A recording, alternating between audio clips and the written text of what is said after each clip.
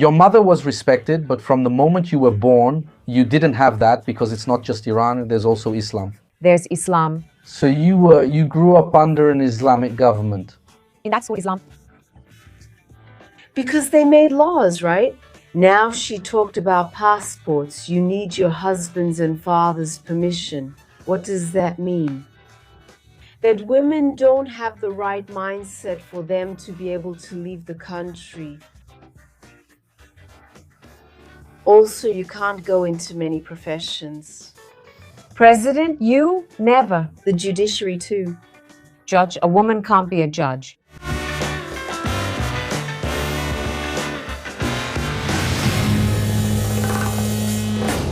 Ladies and gentlemen, this is one of the most anticipated takes of all time. It's the best catchphrase I could give because I tried to change the catchphrase in 2025 and it didn't work out. It wasn't good. And people like this one because honestly, every opinion is really important to me. I want in some way to understand everyone who's here in the studio. Today I'm going to talk about a topic. I've already talked about this topic. I've even interviewed someone about it, but in that case, she was an Iranian refugee. We talked about, what it's like to be a refugee from Iran. The conversation in Brazil was great. I forgot her name, but it's in the video and will be in the description. And she even has a wonderful Persian food restaurant. She was pregnant, then had the baby. But today we're talking to two influencers, artists, two Iranians who have been living here in Brazil for 10 years. 13 years. 13 years. I'm going to try to say it. Let's see if I got it because I spent 6 hours practicing the correct pronunciation. It's Mahmouni. It's here, Mahmouni. Did I say it right? Mahmouni. Mahmouni. You have to start doing it again. And Ma. Ma Maxima, damn. My God, why can't I do it? What's the difficulty?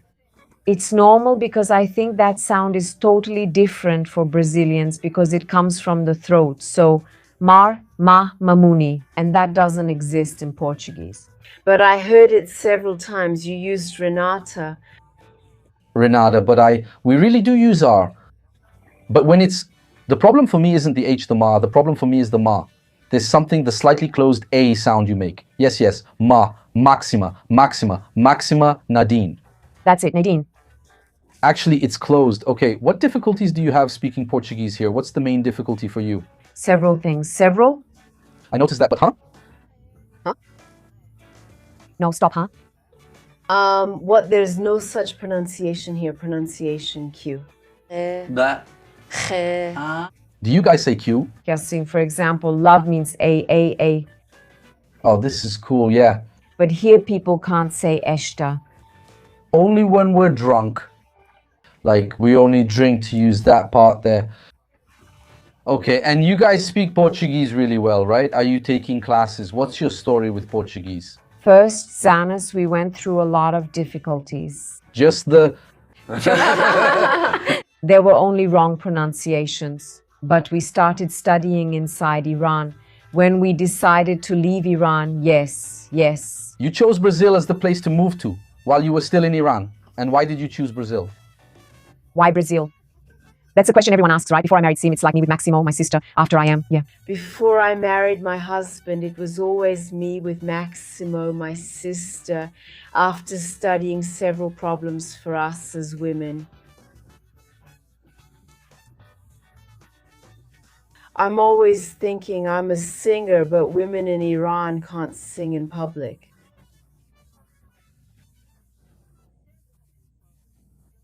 We have several reasons to leave Iran, to live. Because people are very, very... Very complicated. We'll find out about that. I even want to understand it better. But I wanted to understand why Brazil. Why would Brazil be the opposite of Iran? We always thought about leaving with Maximo for Australia. We tried several times, but it was very difficult for a woman alone, We face a lot of difficulties leaving as a woman. A lot of difficulty, yes. But after I married my husband, he traveled to many places, yes. He lived in Australia, lived in the United States. England, not the United States. Okay. But he traveled a lot because his job involves traveling. The last time he traveled was to Brazil. With his family, with his sister and his mother, yes. He said that I traveled to African countries, to European countries, many places. But when I am leaving the airport in Brazil, when the plane is taking off, I am coming to this land. For the first time, I cried because I was leaving a place that I felt was home. He liked Brazil so much that he already missed it as the plane was leaving. Yes, he said, I'm going to come back to Brazil, you know, when? But he said that he never felt this way in other countries. He said that people in Brazil are very warm. Everyone says that about us. That's what I'm saying. We don't feel that way about ourselves, do we? No, we hate ourselves here. It's true, yeah. No, you have some things that other people don't have. They don't. They don't have this kind of warmth. Yes, he said that when I walked down the street here, I felt free. He said that I don't feel it now. No, and it's interesting to hear you say that because it's not like he only came to Brazil. He went to so many places and here Brazil was the place he chose. So he has a reference point, right, to talk about this. Exactly, but which place did he come to? Was it São Paulo, Rio? No, he would stay for a month as a tourist, you know. He would stay in São Paulo for a week, I see. Rio de Janeiro, Foz do Iguaçu, Amazon, Manaus. And Brazil in general? Salvador? Salvador tourist spots. So what made your husband like Brazil, from what I understand, isn't Brazil itself, it's the people of Brazil. No, he really likes nature, the vast nature that Brazil has. It's very different from other countries. Yeah, Australia has a lot of nature too, but I think Brazil has. It's really cool. I have a project here that's really worth inviting them, which is called Tres Continentes. What is Tres Continentes? I started a project uniting a French person, a Chinese person, and an Angolan, where we invite guests from other countries to chat. They're all Unanimous. They all say the same thing about Brazilians. And that's very curious because every Brazilian, 90% of the Brazilians who watch this channel have the same mentality about Brazil as I do, that we're so used to Brazil that we start not liking ourselves. Because we have this thing, we know it's like your family, you know your sister, you know her flaws, but you don't want anyone else to speak badly about her. Exactly. like I can say, bad things about her. How can you speak badly about her? It's just that we started to speak really badly about Brazil abroad. We arrive abroad and when someone asks, are you Brazilian? We say, I am, but I won't rob you. That's the first thing we say. I don't like that thing. Yeah. Once when I was traveling after I lived here, I got Brazilian citizenship. I don't have. we're not Brazilians now either. Are you Brazilians? Yes. Hey, are you paying taxes? I am, yes. Brazilian. But look, that's what I want to say. I myself say it with pride. I am Iranian Brazilian now. Because of what we've been through, we got here, we are Brazilian, and I love Brazil too. I think it's a country that, gives so much to me as a woman. So I say this with great pride. But what you said too, I felt that Brazilian people don't have the same image that Brazil really has. I noticed that a lot too. Man, a lot. There are Brazilians who left Brazil and Brazilians who are still in Brazil. The Brazilian who left Brazil, he actually likes Brazil because he misses what Brazil offers. Yes. So he's out there, he feels that warmth from people is missing, and he says, man, people here aren't like that. But the Brazilian here, his dream is to leave Brazil for the most part. I'm talking about you who's watching, but most people say, oh, I can't wait to leave Brazil. Here there are only scammers, here there are only bad people. Do you have this feeling there in Iran too? Are Iranians more patriotic? Or are they people who say, I hate this place, I want to leave here as soon as possible? No, Iranians are very patriotic. Yes, the Iranians. They are, it's true. I even mentioned Iranians because that's a place that's in conflict and you guys are still, right? Yes, because actually for us Persians, the Persian Empire, it's a country that really has a lot of history and ancient culture. So for us, our country, our land is very important, and that's why we're losing so many young people, so many... we're actually putting our lives on the line, really paying with our blood to hold on to this country. Because the situation in Iran right now, after almost 47 years, is unlike anything else. We can't compare it to Brazil, yes, because it's totally different. Do you think now that you know Brazilians that we complain even when we have it good? Do you know the phrase complaining with a full belly? Yes, that's it. That's it. Yes, just like before the Islamic Revolution, before 47 years ago, people were also complaining, we want more freedom, we want this, that, and what they put in power were these terrorist ayatollahs who stayed in power. And I think they were also complaining even though they had it good, so They never stop complaining. Oh, that's true. complaining. Brazil? Ayatollah brasileiro. I'm not gonna complain. I'm loving Brazil, man. I'm amazed. It's awesome. Because it's coming, you know. These ayatollahs, Islamism, Shiism, there are Islamic centers here, and the Islamic regime sends them to various places. Are you already seeing the people arriving? That's right. Yes, haven't you seen them yet? I haven't, not yet. People who are promoting Islamic regimes. Exactly. Iran, in Brazil, here in Brazil. Hold on. Hold on, are we gonna talk about this now? Wow, what a hold on. Yeah, now it's serious. That's not Arabic, buddy. No, it's Persian, bro. You know Persian. 1 week you might be selling something. It's true. To hold on. It's true. My DNA results came back. I did a DNA test and found out I'm a bunch of things. That's what being Brazilian is. It's Arab, Jewish, Persian, black, Negro. indigenous. It's everything. Yeah, tell me about that. What would the Rosario Topico be like? We hear a lot that Brazil is a place of diversity. People from all over the world come here. I didn't know Ayatollahs were coming to Brazil or considering it as a base. Explain why. Ayatollahs in Shia Islamism have religious goals and objectives. Yes, because an Ayatollah in Shia Islam has a goal, has an objective in their religion, their religion, their religion. They need to fight for Islamism and Shiism. And, you know, jihad is something that they actually mention, that they say that they want to spread Islam. So it's even in the city of Qom, in the city of M in Iran, where the largest university of Shia Islam is located. So this university even gives scholarships to people of other nationalities who go there, study there to become Ayatollahs. Which college of... Ayatollah, there are also Brazilians, even Brazilian women studying there, studying. Estudando. Por quê? Que a cabeça de vocês leva a entender isso? Dinheiro, Por quê? porque o governo, O governo paga? paga tudo. Paga a casa, paga Agora ferrou, tudo. agora tá cheio de cara querendo ser ayatollah por causa dessa informação. Porque paga tudo. Aí, Sim. o Matheus vai ser ayatollah.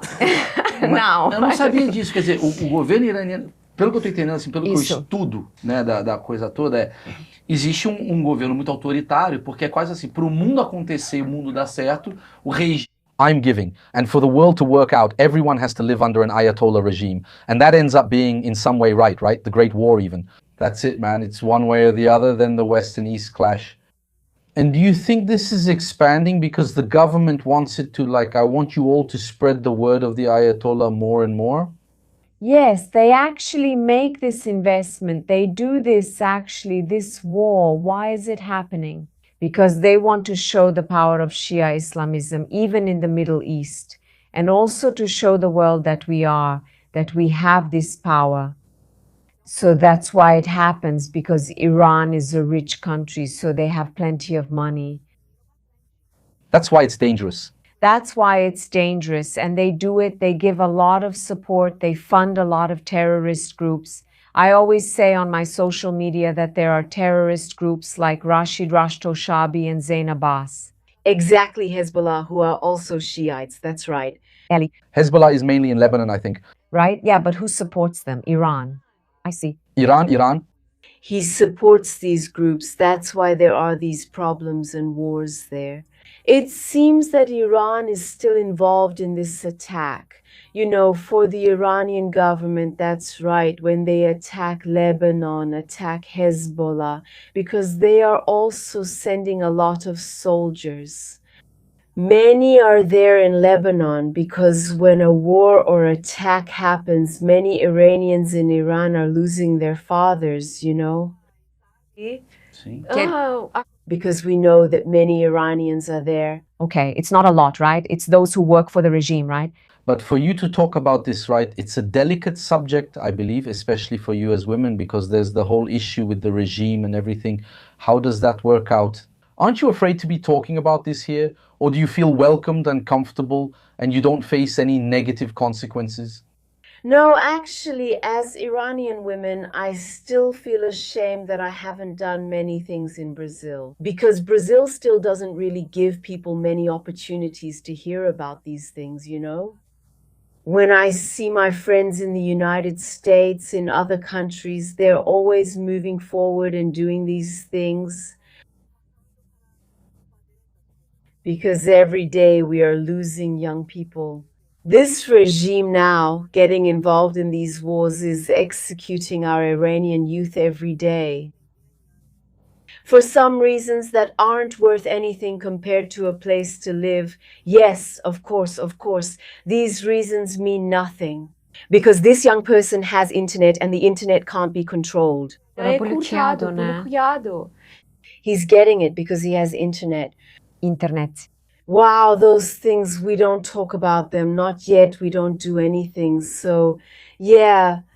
That's why I asked you. Because if you have ayatollahs coming here to study to become an ayatollah, you're close to some people from the regime there who could contact you and say, I'll silence you. You're saying things in Brazil you shouldn't. It's important that we talk about this in Brazil because Brazil never hears these true stories about the Islamic Republic of Iran, right? Yes. When it comes to the media in Brazil, newspapers are running headlines like Iran, just like that, Iran. This comes directly from the Islamic government. The Islamic government is sending out this news. When you read the newspaper, you look and say, it's like me since I know Brazil. When I go to a Brazilian steakhouse and say, the barbecue isn't like this, you have that. Exactly. Oh, crazy, of course. Are they always manipulated? A lot. Do you think part of the press is manipulated in favor of Iran, for example? Of course, for example. Right. It was fantastic, almost 2 weeks when the journalist was there. Como é o nome dele? Caco. Caco, is that his name? Caco Barcelos. Correct, he went there. I didn't see the report. I didn't see Caco, I didn't see the report. And they said he was a warrior, right? That he went there in the middle of the war. But that's the thing. People, the world doesn't know who goes in there, a journalist with a camera, everything. The Islamic regime has to authorize him to stay there and film things. They're only going to show what the regime tells him to. They're going to show what the Islamic government wants to show to the world. But this journalist, this team doing this thing for this government, you know? They're very much in favor of the regime. That's really bad because in other countries, at least, they know. The United States especially, right? Especially because there's a war between the United States and Iran. Now, right, well, not now, it's been a while, but now there's evidence. I was telling you guys, right, I was recently in the United States and noticed a very large Iranian community and a community that's even somewhat pro-Trump when it comes to this war issue. Would it be something kind of similar to Venezuela? Explain it to me, because there are a lot of Venezuelans who support removing Maduro, like what happened in January. Do you in any way support this American initiative that's happening in Iran? Or do you think this isn't the right method? I'd like to hear a little about that. Actually, Trump also thought this path was good. Trump went even further. He killed the supreme leader above all the others. Supermoto Iran. That's what we have in Khamenei. This is marvelous, but that's not the main thing. The main thing is what could happen. Got it? I made the comparison with Maduro because the Venezuelans celebrated Maduro's arrest. Some of them, right? Yes, we Iranians too. We were also very happy. Very happy. Because we are... Yes, no, they killed several commanders. They killed a lot. Iranians were very happy. Sorry for interrupting. Were you finished? But this one doesn't work for this government with the power it has. Not this one, it doesn't work, you know? It seems like he did a lot to bring this regime down. If they want to, because... Taking out the leader is pointless. The regime remains. Even with more violence. It will react, and that reaction will be backed by many other countries that want to destroy the United States or have some other interests. What was your life like? I wanted to understand because you are two women, you are young, you didn't live in Iran before this regime, you are not over 45 years old, you already grew up with this suppression. I wanted to know what daily life is like because what we see from afar, we who have a very distant view, is that Iran is always at war, there's always suffering, it's always hardship, suffering. That's always the impression we get. What is daily life like for women and men in Iran? What was your life like there? Because actually history completely divided these eras, right? Before the revolution and after the revolution. Because, for example, my mother lived with complete freedom, but we, her children, did not. So since the age of 7, it was mandatory for us. I had to wear the hijab to study, to work, for everything, even just to leave the house. To go outside, you have to wear the hijab. So what is hijab? Explain. Because hijab is a scarf that you have to use to cover your hair, and also you can't show any part of your skin, your body. Just to interrupt you, it's almost like in Brazil, suddenly every woman has to wear one. For your mother, it's very strange because your mother has always been free, and suddenly she raises 2 daughters saying, "Daughter, you will have to wear a scarf." You have to put it on too, but it's not mine to cover. But it's not her religion, and even so she has to wear a scarf. It's mandatory. What happens if she doesn't?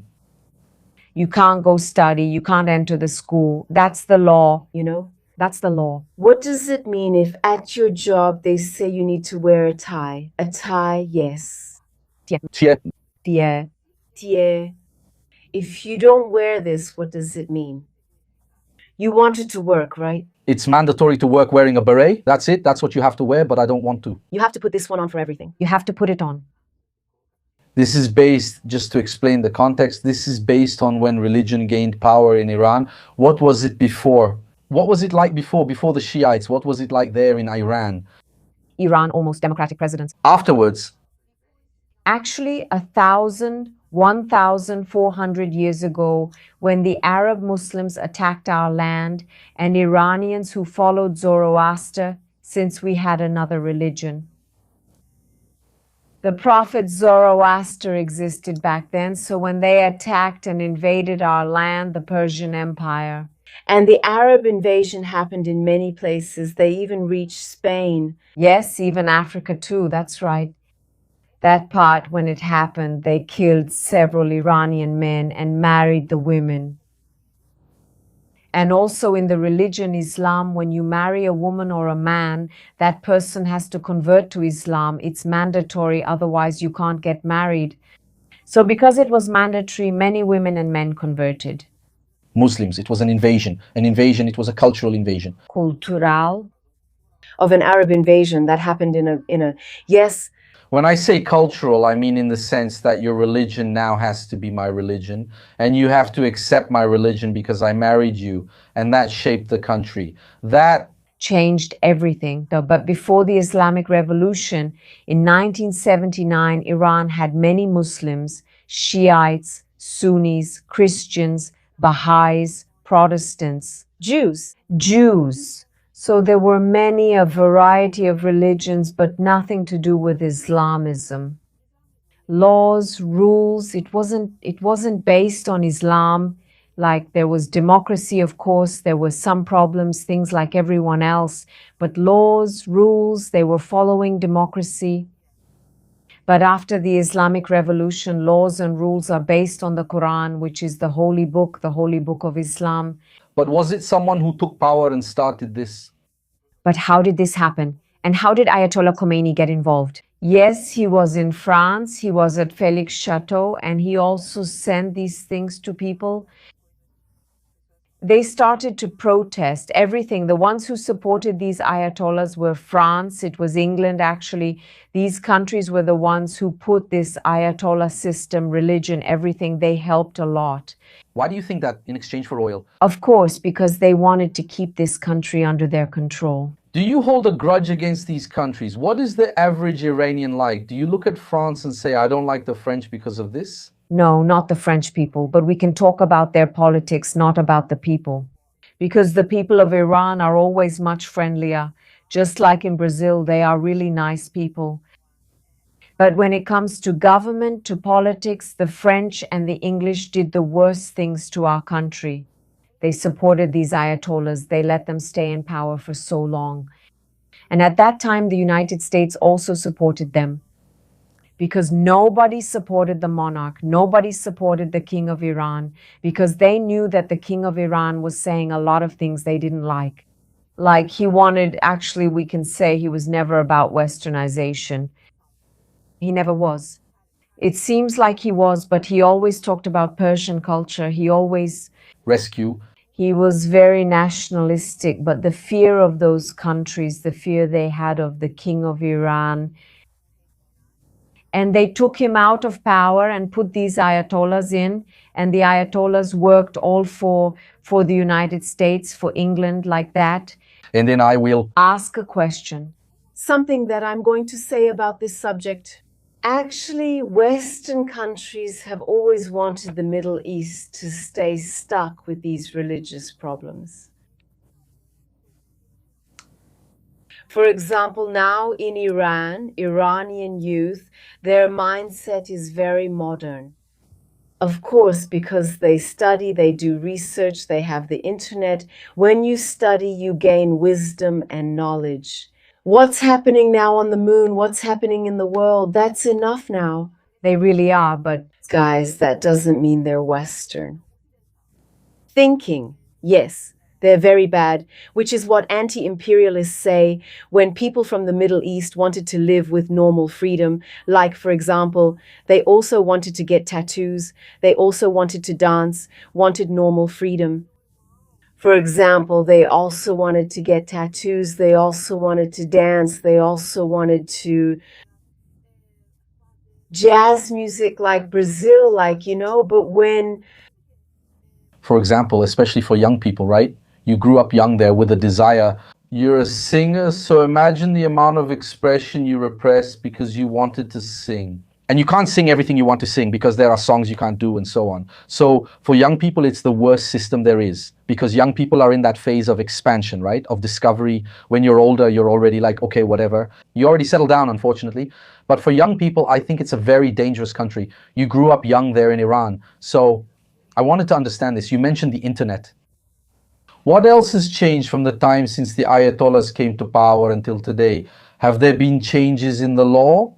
Like, did things get better or is it the same? It seems like you guys are still in the 1970s. How does it work over there? No, it changed a lot because in the past, first when the revolution happened already, the next year, there was already a war. I was born in the middle of the war between Iran and Iraq. Iran was at war for 8 years, so the country was paralyzed by war. And it's already behind. It's already 8 years behind. That's it. And actually, that time was really good for those ayatollahs because they managed to establish themselves, Because from the very first day, the people of Iran realized what had happened. And women, Iranian women, already started to protest. They took to the streets because they were seeing that, wow, laws and rules, everything was against women's rights. So they said, we didn't expect this, and we didn't make a revolution to get to this point. It's almost like we're going back 1,400 years. Did it get worse? Did you feel that? At first, the early years, yes, in the beginning. Yes, because it was out of nowhere, right? It was a change. It was out of nowhere, and many people died. The Ayatollahs had already started killing many. At that time, they had already killed a lot of left-wing people from, Now, the leftists in the world are supporting these ayatollahs, but these ayatollahs executed many. But they found a lot, I'll say.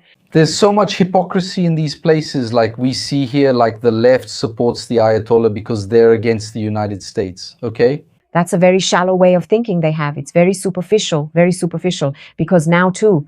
And a lot of gays in favor of Iran, right? Exactly. In the war? Yeah. Go ahead, you'll just end up in line for execution anyway. Gays, lesbians. There are people who support the Ayatollah? No, there isn't. I saw a woman saying that there are feminists there. There are no feminists there. How can a feminist survive in that situation? Yes, all the activists, lawyers, doctors, journalists are in jail. Yes, you don't can't go against any. thing about the regime. I found it interesting you mentioned there was a change. Was this change democratic? Why did they start changing? Why did they, let's say, improve? Let's put it that way. The Islamic regime never improved. Actually, it got worse because when they came to power, they didn't know how much potential Iran had to use to turn the country into a Shiite Islamic state. So even the name of the country, Islamic Republic of Iran, right? So they already started to create this, we can say, this fear, this thing that is, the first thing they started saying was that we have an enemy. I think that was the best thing that Ayatollah Khomeini did, saying that we have enemies like the United States and Israel.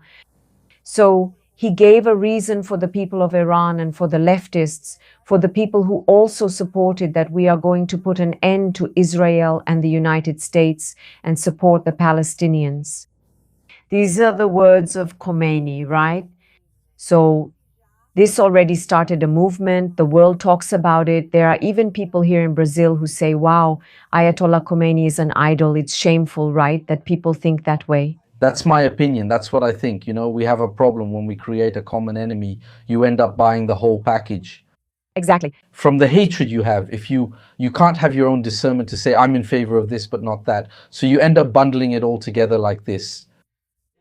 I support this because I'm on the left, or I support this because I'm on the right, depending on which side favors it. From what I understand, that's what they did, right? Exactly. Which is to divide the population. To divide the world, actually. But that's all it is.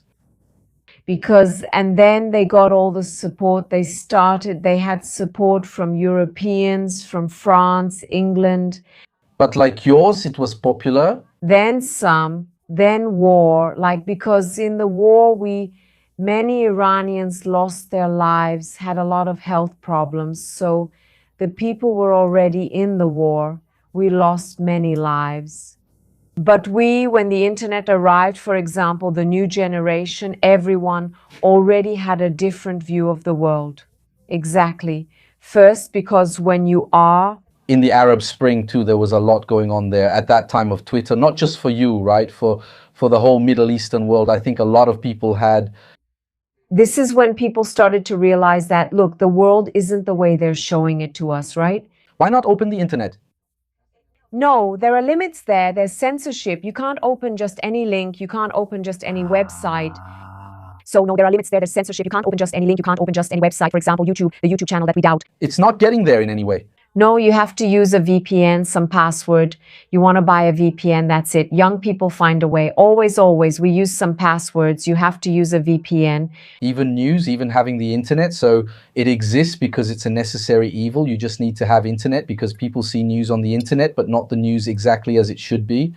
Yes, it always goes through the state, always through them.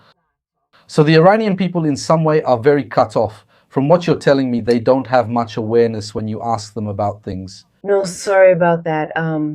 As it grew, I think a lot of things grew unintentionally from the government. The government didn't want it, but this was the opposite. Everything they do is forbidden in Iran for young people, for children, for everyone. This grew a lot, but in hiding, everything is underground. Everything was kept secret. People are doing many things that the government doesn't want. They are forced to do these things. But the wisdom of young Iranians also grew a lot. I think it became very significant. What about people who, for example, like their regime, or even countries where the people and the government are not very different? That's a problem, but in Iran, it took a different path. So my question is, sorry, because you said, were you there in Iran? In other words, all the media there isn't real because it talks about the benefits, right, of the state itself. When you leave Iran, you pick up the newspaper here and say, man, this isn't true either. What do you think Iran is really like that people don't know? Because in some way, you're reading the newspaper in Brazil and saying, man, this isn't happening. And over there, you read the newspaper and say it's not happening either. What is Iran to you? Iran is its people, what's happening in Iran, because now, for example, the people of Iran, regular people, as we can say, 85 million Iranians are hostages in the hands of the Islamic regime. So what is being shown on social media to the world? The Islamic regime is staging scenes they want, for example, putting a lot of people on the streets and filming them with the flag of the Islamic regime. They come from other countries, for example, Hezbollah, October 8th, several. They corrupt the terrorists. They invited many people from Iraq. That's true, but how did they pay? From Afghanistan, exactly. They created fake news like that. Yeah, they're going to put people as if they were Iranians fighting for Iran. Exactly. They're not real. They're actors. I don't know. They're actually their employees who get paid. That's why, yes, we know very well. There are people who go there for, say, 300 reais each. They pay 300 reais per person. Come, they give food here too. Here, there's that too. So, yeah, that's it. The regime is showing this to the world because it's always been like this. For 47 years, this has been the way they stay in power. They used to force it on us like that. It was mandatory. They would take us when we were kids at school. They would say, if you don't participate in a government demonstration, support the government, be in favor of the government. You no longer have the right to study, so we know what they do to us. And you can't go to take the test. You can't participate in the exam. If you don't participate at school, you can't get a job anymore. I see. You participate. You're restricting the citizen, right? Like you can do whatever you want, but you won't have anything. All of that too, but no, you could lose your life because they carry out executions. They wanted to control that too. It's not just something for you to walk around. No. He is speaking, asking people to repeat some words that they want, like death to the United States, death. Israel, that's what it is. You should know. Or did you find that out when you left there and had more access to information? Because there you didn't have the means. No, I was saying that too while standing in line at school. But when we were kids, once we were a little older, when I was 9 years old, 10 years old. Yes, you had to say things you didn't want to without even knowing what they were. That's right, no. But for a child, it doesn't matter. We just shout. It's okay. They told us to do it. But I see that you are young. You left Iran 13 years ago. Imagine when you left. Was it something like, I'm not really liking this country. I want to change. I want to improve? No. No. You weren't really liking it. No. During the life we were living. No, it's okay. You were unhappy. When you get on a plane and arrive in any other country, it was here in Brazil. There was a turning point when you looked and said, man, what were the things you realized you did or experienced that made no sense? And now in Brazil, you noticed them. When you were there, you just did it. You were angry. There must have been something that when you came here made you say, wow, man, that's really wrong. Was there anything you saw and got really shocked by? Yes. What was life like? Almost as if you emerged from a cave, right? I feel like I'm alive. Because there, when you don't have a choice in your life, you're dead. You don't have the freedom to choose. No. Did you know that there? We knew, but let me tell you something. Because when you live in an environment, that environment changes you. So when I arrived in Nova, I knew that things were wrong there. I knew I could lose my life. My mother knew I was going to the protest. Maybe I wouldn't come back. Every day we have this fear that we're going to die. Actually, it's not that I don't like this country. No, yes, we could lose our lives. We're talking about lives. But when you move to another country, when you've already decided and left, it's a very important decision because you're going to start everything from scratch like a child in another country. All the difficulties you will face. So you will, actually, I can speak for myself. I have a different personality now. Nowadays, I say, wow, how could I live there? How did I live there? Who were you before and who are you today? Wow, I am a different person. I know all the basics because I know that if I hadn't gone through all those 29 years I spent there in Iran, it couldn't be this way now. But when I arrived here in Brazil, I even started talking about these things and my life has totally changed, you know? As a woman too, I feel like I'm more of a woman because I didn't have this feeling of being a woman. that I am a woman, that I can do a lot of things, that I have this power. You know, even in my work with women, I'm a makeup artist. So, you know, I'm seeing Brazilian women, how they live, how they fight, how strong they are. Yeah, for me, it's another life. I started to look at it like another world, you know? And what are the little things that you do in Brazil? You know, I never thought I could do this in Iran. In Iran, I wore what I wanted, right? How would you be? I imagine that I want, right? You this. I imagine you doing this, you'd be wearing the hijab, right? But this, with hijab, right? But you could have your hair the way it is because your hair, sometimes you have modern hair. Can you have modern hair there or not? Can you have your hair the way it is? I see you have a modern hairstyle. Can you have modern hair there or can't you have modern hair? Earrings, how is that? It doesn't matter what your hair is like. You can dye your hair. You can dye it, shave it, and color it, but we have to say the people of Iran are much more progressive than the government. Yes, Because even the revolution and the rebellion are stronger than in countries that are not permissive. So imagine young people there must often shave their heads. women shave, they shave their heads, But you can get a piercing. for example. Yes, yes. But if they take you to the police station, like if they catch you, you know, look, they didn't like it and they take you, they're gonna ruin you. Can you be arrested just for having a piercing? It could be too. Tattoos too. Yeah. They say if you have tattoos, if you have piercings, you don't need to show them. If you have any job at a bank somewhere for the government, you need to remove them. Universities, you need to remove them, you know? But for example, you can't remove the tattoo. You need to cover some of them, right? I see. I see. But it's frowned upon. Tattoo studios. People like it, people do it, people support it. I can easily get a tattoo in Iran if I want. There are places. Tattoo studios, underground ones. But brothers, everyone has it, right? My brother was, you know, he used to cover it because men have to go into the army for 2 years. The army, that's it. Yes, yes, yes. He had to. Every day he needed to put on clothes so it wouldn't show. I see. So he couldn't let it show. And as a singer, because it's a form of expression. As a singer, why weren't you able to be a singer in Iran? What was it about the regime that interfered with your work? Actually, after the Islamic Revolution, which happened 47 years ago, they took away that right, you know? That right for women. Because before the Islamic Revolution, we also had many female singers. Just like you had idols. Yes, yes, a lot. After the Islamic Revolution, they fled Iran to the United States to live. All of them, most of them. All musicians, singers. Singers. Many artists, actresses, actors who are making movies, you know, including Sim. See? In fact, I'm even going to make a point here. I was talking about, I have a friend, American, not American, I mean Iranian, who lives in the United States, whose name is Max Amini. Like I said, people who really like comedy should look up Max Amini, who is one of the greatest comedians in the world. Yeah.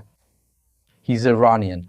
And their Iranian comedy is huge in the United States. There are a lot of great comedians. And I understood why, right? Because when you restrict expression, when you censor, you're going to have potential artists emerging. Exactly. So I think that's why you have so many really good artists in Iran. Yes, few people know that. Only in Paris. yes, that's why most of the artists left Iran after the revolution. Afterwards, Ayatollah Khomeini said that music is completely forbidden. He used an Arabic word. Sometimes they don't say it. They don't like to use Persian, right? They used haram. Haram is an Arabic word. That music is haram. Yeah, music is music. They say music is haram. Music is completely forbidden when... From this, according to the Quran, haram. Yes, Music is music. They say music is haram. Music is forbidden completely. When? What does power mean? If they see that someone is taking an instrument. an instrument on the street, already, as if he were a thief, they'd arrest him. He'd end up at the police station. Wow. It looks like they arrested him. So that was a problem back in Iran. When you arrived, people would already say the criminal has arrived. Yeah. Still her voice, right? Because it's a woman's voice. That's what they say, right? After it happened, people would talk to Khomeini. Khomeini. Now that it happened, people would say to Khomeini, Khomeini, now what do we do? For example, the anthem of Ginu state, Ginu Iran, Ginu state. can we make the anthem of Ginu? Are we going to do this thing for the country, you know? If not, you're an artist, you can't sing. If you can't, when you're banned from using any instrument, he says, then it's only traditional instruments. It's not Western, No, not guitar. like it's guitar or like it is. You can only hit rocks. You just keep hitting rocks. No. No, There isn't any. there isn't any music. There isn't any traditional music that we've put on. There isn't any. There aren't any saints. There aren't any saints. We have tombakis. Yeah, we actually have a lot of this controversy in Brazil. Every time there's an election, there's a group that's against artists because they think artists are lazy. Do you understand the term vagabundo? Yes, I've been called lazy before. Every artist is called lazy. That's true there too. That was rightly said. I am lazy. But I am lazy. But yes, No, but the difference is that, and it's very curious that everyone who insults artists at some point needs artists. Either watches some video or likes a shirt print, something like that. I'm not saying because people think an artist is just the guy who acts in soap operas. Not necessarily. Artists are everywhere, right? They're in your daily life. Art brings color to things like your shirt and makes the world more vibrant. Did you feel like a revolutionary because you were a singer? Just the fact that you were a singer? yeah, I'm saying this because it's necessary. You know what's happening in Iran. Exactly. Like this change needed that thing, but Iranians used it a lot. These little pockets of freedom that are opening up for the people. But you have experience. What do you think is going to happen there? Now that you left and there's a war going on, I don't know if this war is a real war. I also start to be suspicious of everything. If it's a geopolitical reason just for oil, and when it really matters, no one helps with anything. Do you have any idea what's happening there? Since your relatives are still there, do they send emails? I don't know. Yes. Yes, how is it? We hear all the news, you know? But what's the atmosphere like? Is it Hope. Now it's very, very closed off. People are afraid. people of sending emails? Everything. Everything was filled with fear. Even one, I'm there and now there are a lot of executions happening. She said, even if someone makes a posts on Twitter, post, and you go to execution. If you say a few words against the regime, you go straight to execution. The guy is going to find him. And they're going to get him. They find you. They'll come to your door and take everything you have. They'll take everything until they've taken all the blessings you already have in your life. They take everything. They take it. Have you lost friends or been in that situation? Yes. Yes, of course. Many Iranians don't. That massacre that happened there, You mean January 8th and 9th? There was a massacre inside Iran before the war. this is before that war. Yes. It was the supreme leader of Iran who ordered everyone killed. Because it's the people. Here people talk about the economy, people protest, but it's not just because of the economy. Because of what Mahmoud was talking about how women can't sing, women can't dance, about all these laws, 47 years of repression that the regime has imposed on us. And the people are always protesting. But this time, on January 8th and 9th, thousands of people, like in Tehran, almost 5 million people were out on the streets. And videos were coming out showing crowds of people, like a river, you know? A river of people was on the streets. Protesters protesting. Who were protesting? They were saying death to Khamenei, Death to the dictatorship. down with Khamenei. The government went there and took action. At first, they didn't block the internet.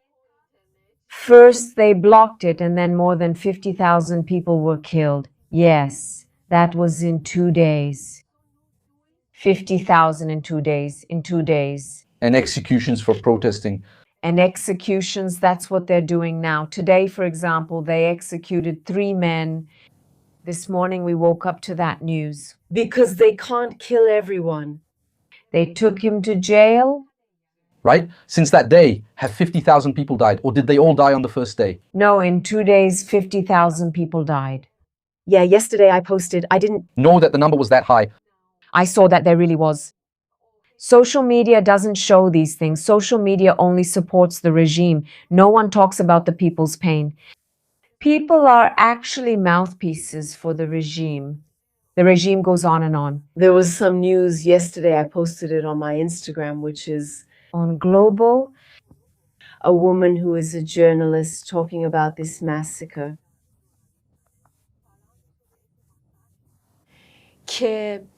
That people who are wounded are in the hospital and these soldiers come and shoot them in the head. them and they with gunshots. Right to the head, so they died because they are protesters. They are also doing these things to many people who are working at the hospital. I understand. So When you have a war in your own country, you hope for an external war because at least you have some hope that this external force might make a difference since the internal one isn't doing anything. That's why we always have to talk about this, because the people of Iran don't want war. No human being likes war, no one is in favor of war, and the people of Iran aren't either. But we know very well that the Islamic regime for 47 years has killed so many people, thousands of people, young people, children, women. And so for us, for ordinary people, I'm talking about ordinary people that I am, it's possible. 85 million people are screaming, we need help. Because we don't have the power to stand up to these terrorist groups because they are terrorists. The regime of the Islamic Republic of Iran is a terrorist regime. So how can ordinary people stand up to these terrorists? We need international help. So the United States and Israel are helping, I know. There's always some benefit. but they won't help the people of Iran. They'll help for It's better than Exactly, since they've already killed, it's good for you to hear this. because a lot of people think that because sometimes it seems to me that the internet has turned every discussion into a black and white issue, right? And there's a lot in between. Just the fact that you're feeling more hopeful. Even if someone who breaks into your house treats you badly, they treat you less badly than they did before. For you, that's sometimes already a relief. People don't understand that.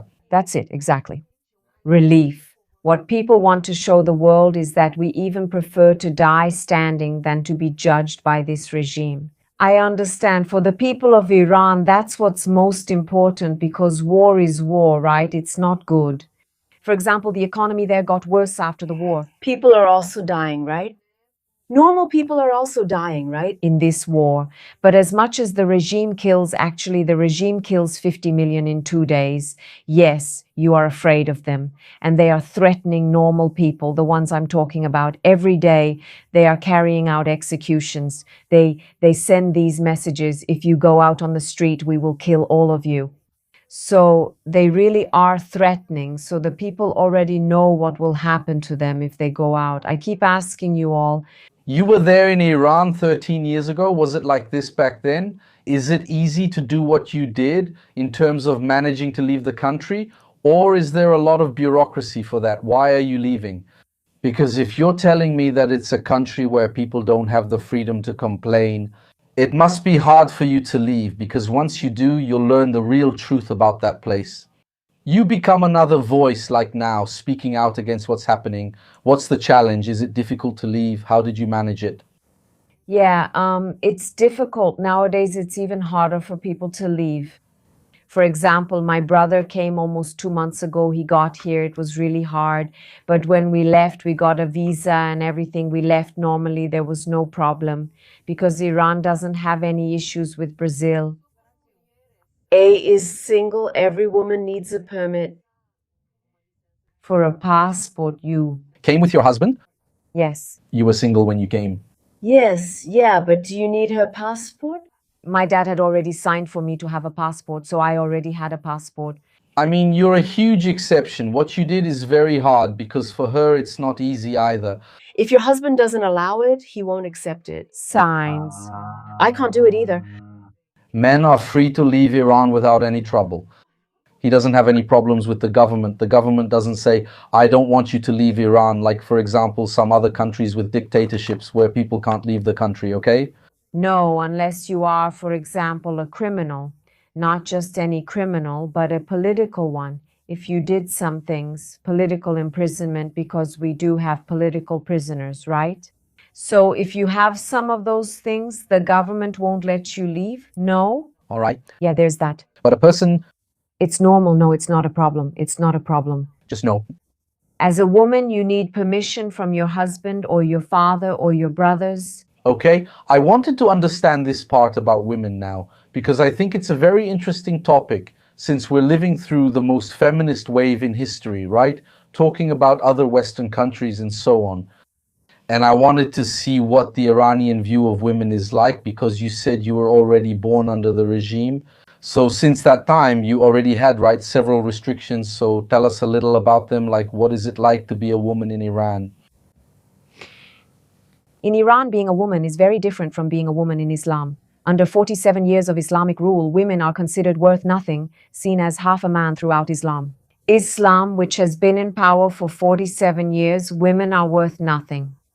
A woman is half of a man according to all the laws. Religious. This is about religion, but these are the laws and rules of our state, okay? So everything works according to these laws and rules. But women in Iran, women from Persian culture have always been valued. Women have always been respected. And even our land, Iran, the name comes from a feminine name, so women have always been respected. Women have value. Yes, there were queens. Your mother was respected, always. From the moment you were born, you didn't have that because besides Iran, there's Islam So you grew up governed? by an Islamic government in those schools because they made laws. Right now, she talked about passports. You need your husband's authorization. No. Because they made laws, right? Now, she talked about the passport. You need your husband's or your father's authorization. Be aware that they don't have a clear idea so that they could leave. Wow. Man, country. Also, you can't work in many professions. President, you never. The justice system, too. Judge, a woman can't be a judge. How long did it take for women to be able to work? Because I imagine at first they didn't even work. Now, women did work. They worked. They always worked before the revolution. It's just that they made a law. If you want to work, you have to wear what they tell you to. Also, you need your husband's. Authorization for you to work. You work, if he says he doesn't want you to, you still work. You can't, that's the law. But how is it when it comes to relationships? You are beautiful women, you are young women. How was it there? Did you go to parties? Did guys approach you? Was there kissing at parties or not? Or is it something very private? Joking? Yeah, I said that because that's the law, but people don't think about it. Who dates, kisses, parties? It's a lot like Brazilians. The problem is the Islamic government in Iran. Wow, no, but the Islamic government is above that. Exactly. So You feel like kissing the guy and you're kind of scared. You can't go. On the street, you can't. That's what I want to know. You can't. But in people's homes, Can you walk holding hands? yes. not before, but for the last 10 years. Like, I'm dating you, we're a couple in Iran. Can I walk with you holding hands? Yes. Can I kiss you on the lips? No, Sometimes in the past, they would ask you for your ID. ID. Is the ID kissing? no, they ID here, on the ID. Just to kiss, yes. I want to kiss you. No, there is. Who are you? That's it. You are. They would stop, for example, inside the car. Yes, they would stop. There's police, because over there they have the morality police. Morality police. That's right. They were the ones who killed, yes, Masa Amini, right? This movement, woman, life, freedom. You talk about feminism. Yes, yes, yes.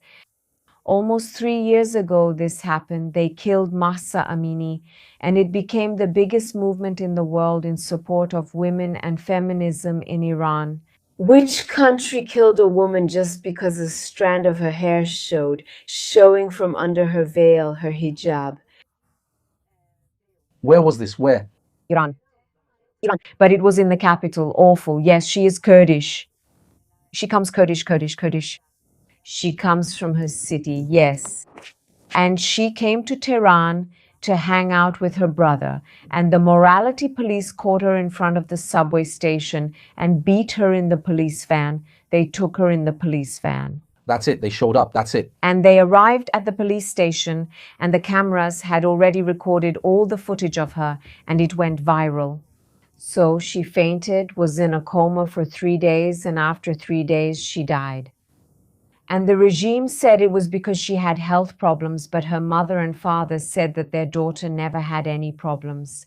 So that's what I want to say. It was later the world understood that, yes. Iranian women for 47 years, what have they been going through with this regime? Because we've already been taken in by the morality police. Several times they've taken us to the police station. There was a chance we wouldn't die, and yet we announced that we died. Why? Because of your hair. To see it loose. Hair worn loose. Stop everything.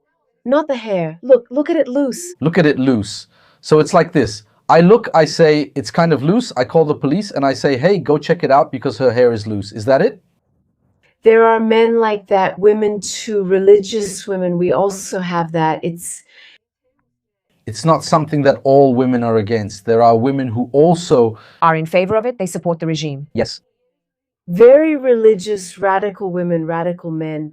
You know, people work, man. They work for the government and get paid by it. So I say, this is a Muslim country. The name of our country is the Islamic Republic. You can't go out like that. No. My God, man, now I understand the confusion.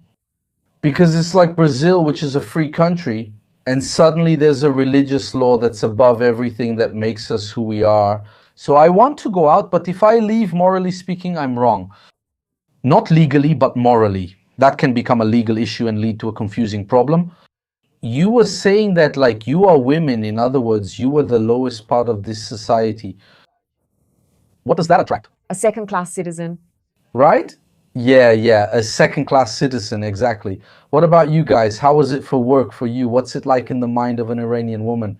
Because let's see, if we're saying that a man can do whatever he wants and a woman grows up with the feeling that she can't do anything, how does that affect your sense of ambition? What is the ambition of an Iranian woman like from what you observe? Because of our culture, for example, my mother, we would look at her photo album, at everything she had already done, all the things she had studied, the wisdom she had. We grew up in an environment where we knew it wasn't like that. So, for example, my mother always said, always, our history saves us, you know? It's culture, actually. That's it. Actually, it always saves our lives, you know? That's why women are fighting every day. We suffer a lot, but we don't believe that's our right, you know? We know that's wrong. I see. The fact that your mother was a free woman in the past and not, if this had always been the case, maybe you would be more resigned. Since you saw that your mother was happier than you were, does that give you hope that things can change? Is that it? That happiness doesn't mean what she's feeling right now, no.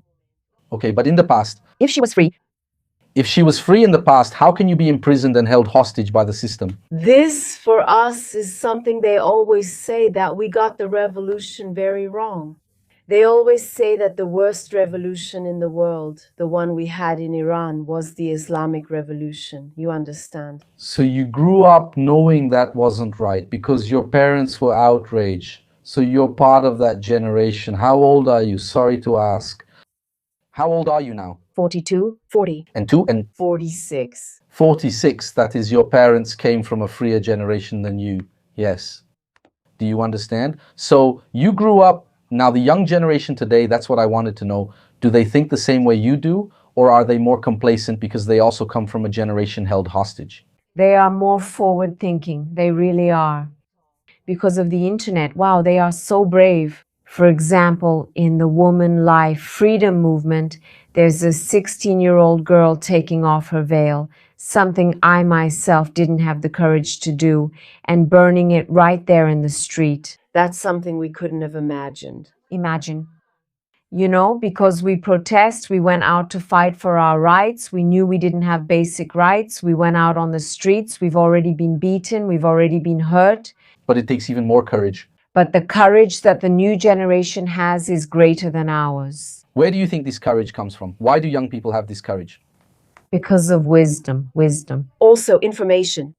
Information, the internet, because many Iranians live outside of Iran. Nearly 10 million Iranians live abroad. In the United States, you already know how many there are in Los Angeles and elsewhere. So almost every family in Iran has a family member abroad.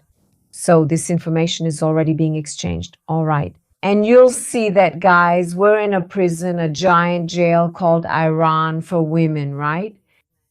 So every day they are fighting for change, just like men, just like women. You sense men want it just as much without a macho need for power. No, I actually felt that Iranian men are much better than men from other countries that people think of. I think they are very open-minded. They really support women a lot. But the problem is they feel this suffering of women. The problem is generational. It's some guys from the past who run society like... My father, for example, already had this mindset. He didn't like my mother working. I see, but for daughters, no. He supported us studying. My father prioritized studying above all. I see. That's why she's a graduate, and so am I. I see. So we studied, and for my father, that was important. But you're both well educated, you can see that. So now you are in Brazil and you are married to an Iranian, right? Yes, he works here. Everything is normal. You work as a singer here too, and you are a makeup artist. I am a makeup artist and a Persian dancer. That's awesome. Yeah, she dances. She can't see me. Oh, really? We perform together. Was it cool? Yes, but you as a single woman, you're in the country of carnival. How was it for you? Man, I really want to hear about it because you come from a country where you can't, wear lipstick. I don't know. Well, could you wear lipstick? Wearing lipstick is allowed. Yeah, but you can't, walk around without the hijab. When you get to Brazil, people are walking around topless on an avenue. How was that change for you? Did you already know Brazil was like that? Had you seen it before, or did you not expect it? Or when you go to a party, obviously there must have been, a bunch of guys trying to hit on you. Brazil, how was it? I'll ask her since you're married. That's wild. She is married. But no, not me. Because while I was still in Iran, I'd already started traveling to other countries, so I'd already noticed. This wasn't the first country you came to. No, there were other countries that I traveled to as well. But nothing compares to Brazil. No, Brazil has more freedom, of course. Brazil is cheap too. This is a cool country. For me, it was more important that when I got here, there were women who, for example, wanted to come up to me, wanted to kiss me. Yeah, since she doesn't really have that. Right? Yeah, because even, for example, a man comes over, a man will ask, will give you attention. You'll notice that this man likes you, so he gets closer. But for LGBT people, for people like that, it's really complicated. It's not common. It's not a thing like... It exists, but it's hidden, like you said. It exists? It exists. It's that thing a guy does inside his house, but if a woman can't walk holding hands with a man, imagine a man with another man. Exactly. And there's this thing about stoning, like we hear about. Yes. Yes, stoning. We haven't seen any stoning. For a woman who stays... If she's married and has an affair with another man, that happens. It has. That's cheating. It is. But now they've switched to execution, not doing that. But it already happened. There are already more than just movies. Wait, so if you're married to a guy and you cheat, would you be executed now? Yeah, that's a big crime in Islam. Women cheat a lot. A lot, wow. But is it execution? Is it death? We're about to hear the story of the stoning. Execution. But they don't stone people now. But in the past, women would be stoned for doing this. Not very long ago, 10 years ago. I see. Yes, it happened. They've moved on from stoning. It's one thing, there are Muslim women here, women who support Islam, who say that stoning never happened. No, that's a lie. A lie that they say, yes, it happened, it exists. Unfortunately, it has already happened. There's even a movie, The Stoning of Saraya's stoning. So this does exist. It's good for us to accept that, okay? This is the law of Islam, stoning. I want to understand this law because, how does this happen? For example, this didn't happen. Okay, it's just a supposition. You are married, then you go and get with a guy. They find out and then they go to the police and say, oh, she's cheating. Then you go to court, then you get arrested, then I'm gonna die. How does this work? Are there different types of cheating? Some can get you killed, others don't. Some are just a kiss, a fling, or flirting. How does that work? No. That's all written in the law, everything is word for word. We have laws. You can't imagine for Muslims, even what kind of behavior you show, it's all written down. My God, just imagine that. Man, but your husband reports it and needs witnesses, so that's it, he will take it with 2 witnesses, either 2 men or 4 women, right? Just the word is enough. Yes, yes. Because 2 testimonies already say that it happened. I don't need to have a video, I need to have a... Concrete proof. No, because it's almost impossible, right? But it's because if the word is enough, it's very... This law is very dangerous, but there's a process. They'll investigate, they'll talk. Yes, it happened. So this woman will go to, Now, to do an exam, for DNA, to do what's missing. you know what happened, but there's a story. For example, the guy who has a wife, this woman is the mother of his child. She cheated, he says, and he kills her just like that, kills the mother of his child because she cheated on him. Because I cheat. If he said that to the police, to the court, then he wants to kill her. And what if the opposite happens? The man cheated. The man can. Not to impose myself. A man can marry 4 women at the same time and have 40 lovers, so that's the law of Islam. All right, that's very good, right? Very fair, I think. So that's why we say it. They use some secret phrases, that men use before having sex with women. They say some words that they call sire. Right? That people call sire. Like, I'm free from sin. They are using some phrases that come from the Quran. The Quran. They pay, for example, I will give this chocolate to this girl, or value. Nowadays, they are doing this what are these ayatollahs doing on the street? Because many terrorists who come to Iran, right, from other countries, and they say, if you work like this, we even give girls from Iran to you.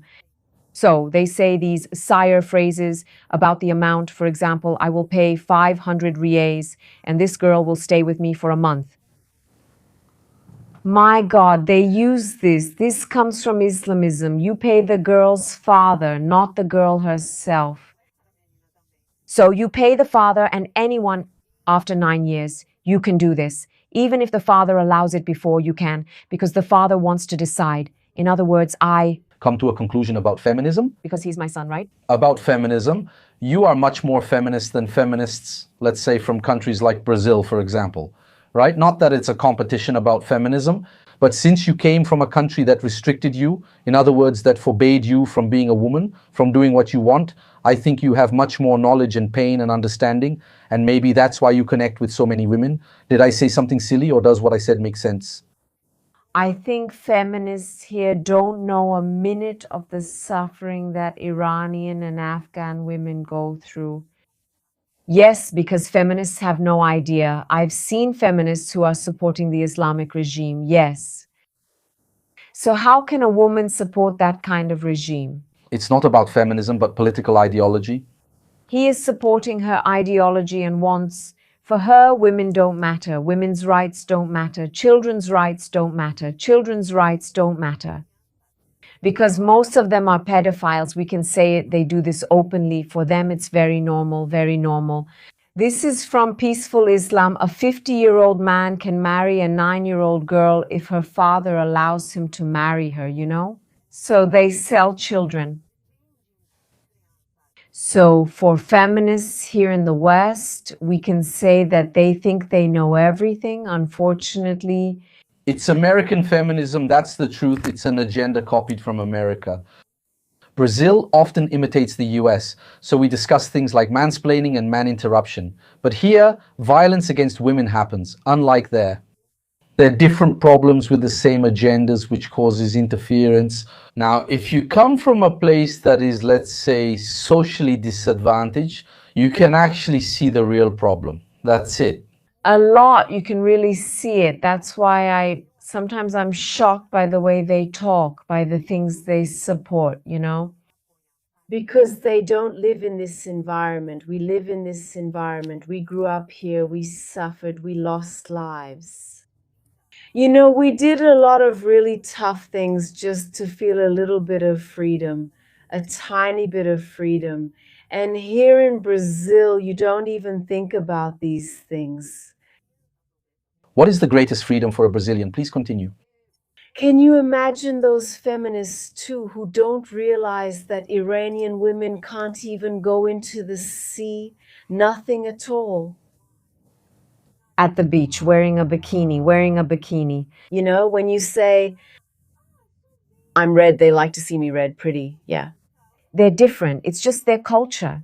But you don't know how far these boundaries go in the lives of women who are living like this, you know? So,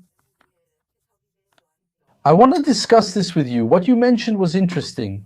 I was once in Thailand with my wife and I noticed a lot of Middle Eastern culture there, as many people visit.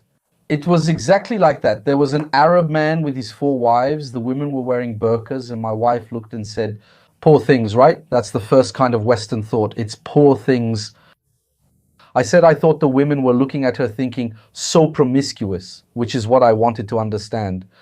Now, here's the thing. You women, when you're in Iran, when you're living under the Iranian regime, you feel bad about that. Like, damn, I shouldn't be wearing a hijab here at the beach, or is it more like the one who's not wearing the hijab is the one who's wrong? exactly, many people think that way. Because you had your mother's culture telling you, daughter, this isn't right, let's change this. But I believe, speaking as someone from Brazil, that a lot of Iranian women think it's the Brazilian who's wrong. No, most Iranians don't think that way. Majorities. Oh, majorities. I can say like 90% of the population in Iran thinks like people in Brazil. They like this culture. They like the beach. I used to think like this since you grew up in a different culture. Maybe thongs would be something like, damn, I'm not in favor of thongs, no. Like as in like a bikini? Yeah. No, look, there are some things that only exist in Brazil, like Brazilian bikinis, you know, the Brazilian bikini, right? Do you wear a bikini? I do, of course. You can wear a bikini, no problem. But for example, in my mind, even though I was open-minded when I got here, even when I went to other countries, I went to Goa, like wearing a bikini, I would wear something over it. Yes. Because in my mind, I was still embarrassed to wear it, to be out in the sun, sunbathing in a bikini like I wanted, which is just a bottom. Yeah, I was even embarrassed to be in the sun, you know? Like when you don't have freedom because inside Iran there are pools. You know, pools, People are going in wearing bikinis. but only women. No, it's very private. Escondido. Yes, exactly. There are family members we hang out with. There's a pool where we hang out together. Friends, yes. For other people to see, but it's a more discreet bikini. But you can't feel the sun on your body, you know?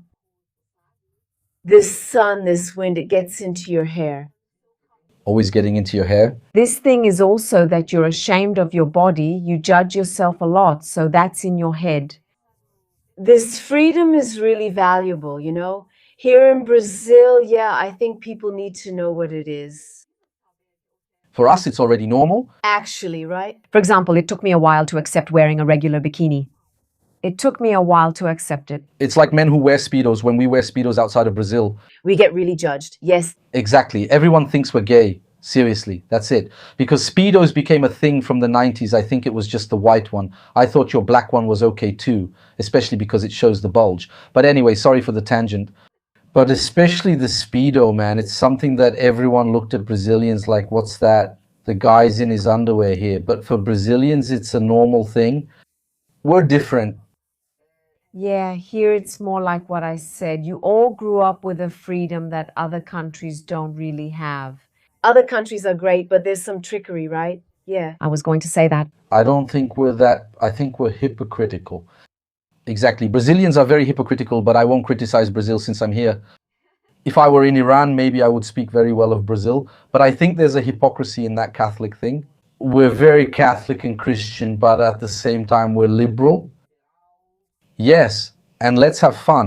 And at the same time, the family is traditional, but everyone brings it. You know, it's kind of like, I don't know, we're a bit of everything. But I think that's what makes Brazil amazing too. Exactly. Yes, this mix, I think that's it. Now, Brazil, we're very human. Brazil, it's very human, very much so, because I think other countries, they're very robotic, you know? Also, because everything is very standardized. One person doesn't bother another. There are religious people next to me, but they won't say anything about it. We don't talk about religion. Yes. I know it's about saying you're not religious, but it won't bother the relationship between me and him, you know, like that doesn't exist. But in Islam, this exists. In Islam, as a Muslim, it's mandatory. You have to tell a Christian. Look, you're a Christian, right? But do you know that Islam is more complete? Do you know that Islam, you will Help, it's a really perfect religion for today's world. So it will conquer, it will work on your mind for you to convert to Islam, for you to become Muslim. Yes, It keeps working on your mind. exactly. But religion, they're all like that, right? But with Islam, it's a lot. Exactly. No, Islam is more. But there it's like, You as a singer and you as a makeup artist. What did you take from Brazilian culture that you love, like really from the cultural side, the entertainment side, the entertainment? When you look at Brazil, besides the people, which I already understand, the thing you love most about Brazil is us. I love that. But I want to know curiosities like Brigadeiro, yeah, the bossa nova music that you started singing. The way people do makeup in Iran is different from how makeup artists do it here. Here in Brazil, I wanted those kinds of details. You said it just right because I really like bossa nova. I thought you were going to say Bolsonaro. I really like Bolsonaro. no, I said it, you understood already. Everyone. Me, man. It's crazy. It's okay, she can talk. Wow, everyone. Man, This is a political topic, right? now? Did you hear bossa nova there? Did it reach you? It reached us when musicians started coming here. Talking about bossa nova because it's a kind of jazz, right? Yes. It's Samba Day, right? Yeah, exactly. But when I came here, for us, the first thing to dive into was actually music. You too? Lyrics. Yeah, her too. I really like it, and my husband does too. Music? Do you like Brazilian music? Yes, I do. That you like Brazilian music? I like MPB, you know, mostly MPB. MPB, MPB. PBM, that's it. PBM is heartbeat. I like heartbeat. But I like samba more. Not that much, but I do like samba. Dancing samba, I like that. And bossa nova, I like it. I like bossa nova more because the lyrics are deeper. We can learn more Portuguese with those lyrics. Yes, it's because, well, When they sing, you can notice which word it is, you know? Yeah. like for example, funk. Yeah, isn't it? Because they're grunts. Funk isn't lyrics, it's grunts. Yeah, you don't respect culture. You learn the word center, an important word. Sit down, sit down, sit down. You notice Brazilian culture is really tiring. You always need to sit down. There's a lot, even on the floor. It's on the floor. Have you ever danced funk? How Is it? will I, an Iranian woman, dance funk? Let me tell you something. You know that in Iran, Iranian people love Brazil. Wow, it's like there's a really strong connection. But the thing about soccer, Culture in the south of Iran, there's a city called Abadan. They say it's a piece of Brazil that exists in Iran. Everywhere you go, you'll see Brazil national team jerseys. They wear Brazil national team jerseys. They play a lot of soccer, samba and all that. They call it Brazilian Abadan, I see. Like Abadan is Brazil. So they have this cool thing. a lot. But I'm curious about you two dancing funk. How does an Iranian dance? No. Funk, man, Can I say you're the bomb if you do the Irandina funk? Damn. no. There's no one. I've already given it to you here. One thing about us, once again, we had to come here to talk about these things, about food, about culture. Continent. We're just here to discuss this. That's right. You two, I'm inviting both of you. We're bringing a bunch of animals. The Angolan, the French, and the Chinese. And I'm the most, you're polite, centered, polite just to talk nonsense. Because here it was just for us to talk. Go ahead. One about something. Focusing on current global events, then coming to Tres Continentes brings us together. You listen to our music and we end up watching videos from Iran. Songs from before the Islamic Revolution. Yes. That Mahmoud mentioned. There's Bolsonaro, Iranian food, actually Persian culture, because here there aren't any rugs. There aren't any rugs here. There are, but people think, right? There are Persian cats, and they're expensive, huh? There's pistachio. There are lots of Pistachios? Good pistachios. There's saffron. Yes, there's caviar.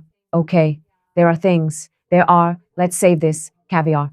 But is it French? Huh? Caviar isn't French? Caviar isn't French. There's a debate about that. There's a debate. A debate? There's a debate. Yeah, caviar, I think they get it from Iran, right?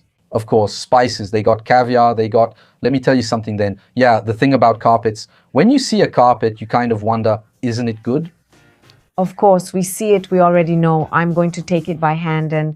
You guys are carpet experts. Is this carpet here good? This carpet is bad, right? I already told Mauricio that this one is just so-so. What about your house? Do you have some really awesome carpets there? The carpets at your house are really great. A lot. In our house? Yeah. Almost nothing, right? Because we didn't come prepared. And we never went back to Iran. I see. To get things, to bring things here that we can't put. Go back. Do you love carpets? I like them. Iran and Liano love carpets a lot. It's all dirt in your house. All of it. All of it. The place is full of... Ceiling with... Carpet. No, not the ceiling. The ceiling has art. Ah. It's more on the floor. No, but in the past, on the wall... Parade. They put it on the wall. Respect. But this one with silk. With silk. You know something. You know? Very, very expensive. They put it there. Yes, the one with silk. Silk, yes. Here, silk refers to marijuana rolling papers. Yeah, the group that likes it. No. Besides that, people make a lot of carpets with silk. There are threads that people are... Getting very Brazilian, I think. Sasha. Terezinha, we are Brazilian, no. You're getting more and more Brazilian. Yes. You are. Soon there at Enda, we don't talk about it yet. We have a lot to talk about Brazil, right? But Iran is such a big topic right now. Iran is really the big topic right now. So... War, women. I'm making the invitation now, official, Tres Continentes. That's when things get wild and he starts talking nonsense. Then the Chinese guy starts yelling. Then you guys come back here to... Are you living here in São Paulo? Close, close. We're about 15 minutes away. You guys grab your carpet and come flying. Huh, it's not over. This is the Baba test. This is the Tres Continentes joke, but she's already testing if she liked it. That's it. And take the rug with you. Hugs to everyone. Thank you very much. This was the episode about Iran. Share it with people who would like to know this information and are as clueless as I am, okay? I think people need to know the history of other cultures so we can understand who we are ourselves. Soon they'll be on Tres Continentes. Thanks. In the video description, you can find information about both of them. If you want more details, want a makeup artist, or want a singer at your event, we have two amazing people here. People from Iran. Kisses. Bye.